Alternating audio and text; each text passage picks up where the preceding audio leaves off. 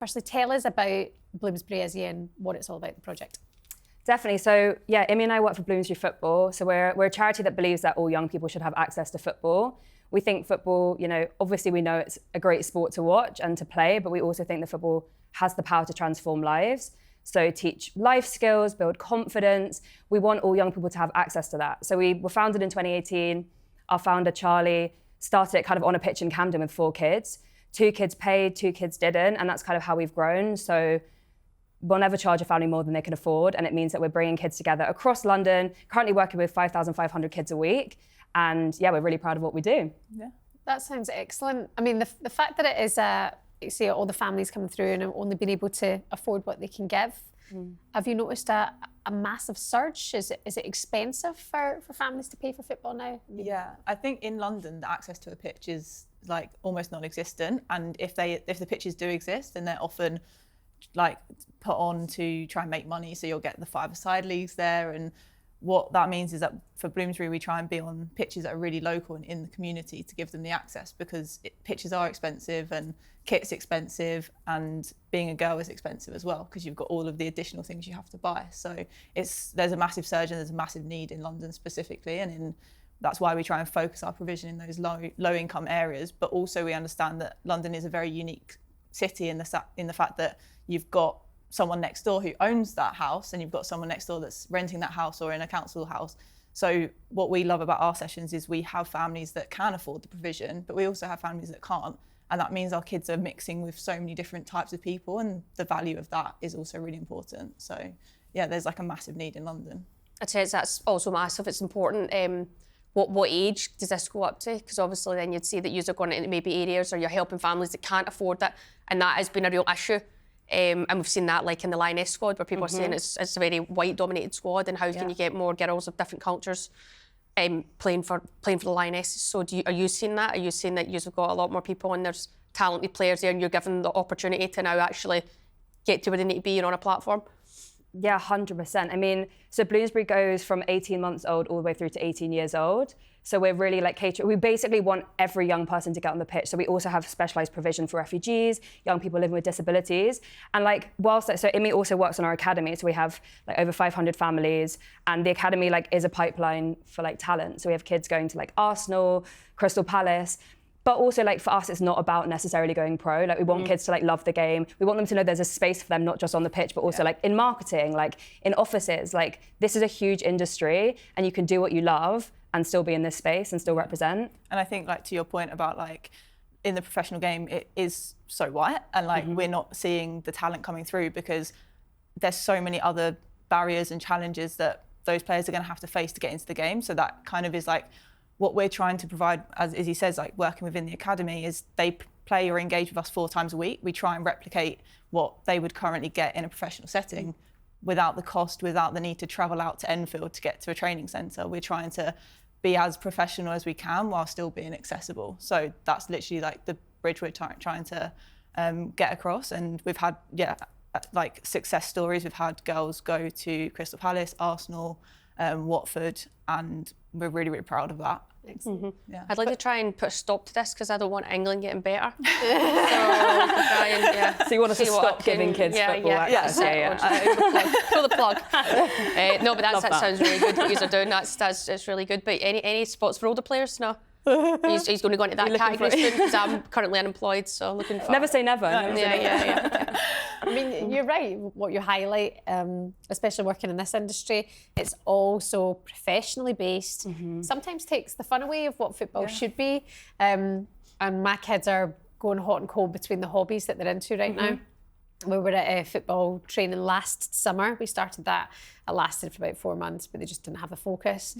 But it was fun. You know, it was just running about with the ball, mixing with other kids, all different backgrounds, all different, you know, upbringings and lifestyles, and it was just all fun. And sometimes I do look and go, when you do get to that professional setting, it almost takes that away from it. So you must see some really nice, happy faces at football at the minute. 100%. I think like we do holiday camps like during when there's no term, and that is like a place where all of our kids come together. So the kids that are in the academy, but also in our community programs and our specialised programs, that is like the week that they all spend together and they just have fun and then they just play football. And I think that those times are like really important to build our like communities, and that's what we want, is just like these fun spaces. And specifically girls, like we've really found that for a girl to play football, they have to be good at it, because if they're not good at it, all girls aren't good at football. So we're trying to create a really safe space that girls, in a really weird way, that they can be bad at football, because there's not a safe place for girls to be bad at football anymore, because there's so much pressure of like, what if they turn up to that pitch, they're representing every girl, and then every boy that's in that session as well is like, oh, girls are bad at football because she was.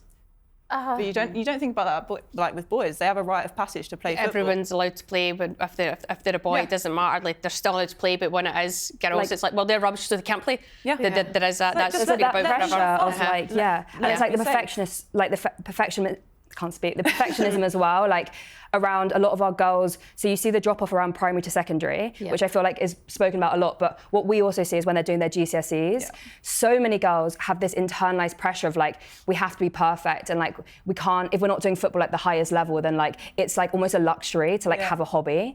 And I think like that space of just like advocating for like, for example, like I never played football at school. I wasn't given the opportunity. Like it wasn't even a conversation. So if I played now, I'd be bad. And like there's a lot of shame with that. So like, why don't we just like let girls like have a hobby and have fun and just like be themselves and like not have to live up to expectations? I mean, one thing I will say is that you'll see this as well, the amount of girls that you're working with.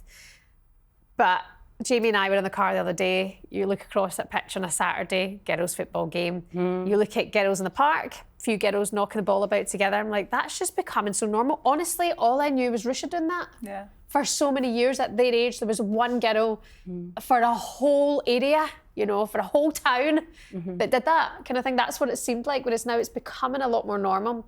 So maybe keep pushing forward with that. Talk to us about the Girls Super League as well. Like, what's that? So it's a central venue league. So we've got them based across London, and it provides clubs the opportunity to create girls' teams without needing the provision to host them or to sort out referees. So it's we've got them based in like North London, West London, and we've got a futsal Super League as well. And what we're seeing is that is where we're engaging with the most amount of girls, but we're also basically giving the opportunity to have like competitive fun games, but in a really safe environment, because there's only girls matches happening on that pitch. So it's just breaking down the barriers that clubs might face to having girls teams, and if there's a decision to be made in a board meeting at a club of which pitch do we allocate, we take that decision out of their hands because we provide all of the things. So it gives them no excuse to not let them have a girls team, because that's where we found that the barrier was before, was clubs. There's too many people in the decision-making seats that don't want the girls' teams to take what's the boys. Yeah, interesting. And I was over in Ireland there for camp, and there's basically a campaign going on right now, and it's like, so in like sports grounds or sports facilities, like for football, there's actually no female toilets still, and it's like, how can they get girls playing football when they can't even go to the toilet when they turn up to play football? And it's just wee simple things like that have got to change. I know when there's maybe more modern buildings being made, they might have that kind of stuff. What, a toilet for a woman? Yeah, but that's it. On certain football grounds around Ireland. Groundbreaking. That's one way of changing rooms. That's one way of toilets. anyone not feeling comfortable. There's nowhere to go to the toilet. I mean, that's wild. That is absolutely wild. I can't believe that. Yeah. But it's a world that like we haven't built women and girls into for so long. So it is just it's small things. But like, for example, at Bloomsbury, like a couple of years ago, we were like, why are we not providing period products? Like, we know that girls have their periods. We also know that we're reaching some of the girls from like the most disadvantaged backgrounds in London, right, with our full financial assistance. So they will probably be experiencing period poverty in our community. So why would we create that barrier? Why would we maintain that barrier? Because like people might be too embarrassed to talk about it, right? So like now, as well as having a kit bag on pitch for every training session with girls, we also have period products, because that's a small thing that we can do that could potentially keep a girl in the game. I think also with that is like the coach education around periods, because a lot of the time, if you did come on for the first time in your session, like it isn't embarrassing, but it is embarrassing at the moment because we haven't got to that point in society where it isn't. But to have the products there, it also means that our coaches need to be educated on it. So that's what we've really worked hard on, is making sure that they feel comfortable. A lot of our coaches are male. We try and have as many female coaches in Bloomsbury as we can, but we all know it's still male-dominated industry. So we are going to have to make sure that we're educating them to make the girls feel more comfortable talking about it as well, which is kind of the key. Something you've spoken about before as well, isn't it? With like male coaches understanding even just getting your period as well, how it impacts you, how you feel, the sluggishness, like all of that. I always say, like, I'm allowed, I say this, so if I'm at training, I'm like allowed 1, maybe 2 days a week that I could be either moody, huffy, or more emotional, and I'm like, and that can happen on the pitch too. Do you know what I mean? But it's like trying to get people to understand. I'm not saying just because you have that, you're entitled to be absolute bonkers. I'm like, wah! I'm not saying that, but sometimes things can actually affect you. You can get really frustrated at yourself in a drill or whatever, and it's just trying to have the understanding of like coaches being like, all right, she's due on, or she started her period, or she's got cramp, she's late out to the pitch. Why? Because I had to wait to get to the toilet and change or whatever it is. Just wee things like that, and it doesn't become a big massive deal. It shouldn't be an issue, but it's like wee things that you're always like, oh, you feel like the bad person, but it's like, this is normal and this is life, so it's just try to normalise it. And but some females within the game too that would actually be like some of the females of maybe like the generation older than me, and to them they would be a wee bit like, well, it's only a period, whatever. Do you know what I mean? But it's just normalising sometimes throughout your cycle. Things can be difficult. Everyone's different, symptoms are different, whatever. But it's just trying to normalise it, and it's sound. We all have it, so let's be open, guys. Open and honest. Yeah, well, I think that's like, again, like being open and honest. Like, it's interesting you say like women of like maybe older generations, like, because the conversation around mental health in football and sport is also progressing, and this is just part of that. Because like, it's not an insult to be like, oh, she's PMSing. Like, yeah. And so you're having a bad day, like it might be because of your hormones, it might also because you're depressed or like whatever. Like, let's just all talk about it, because that's how we can bring more people into sport and keep them in sport. It's just making them feel comfortable. Yeah, I think there's also another thing where as females, I think we are more understanding. Like say, I live with Shebahn, so certain things I could be like, I understand that maybe, oh, she's Joanne, she's on one right now.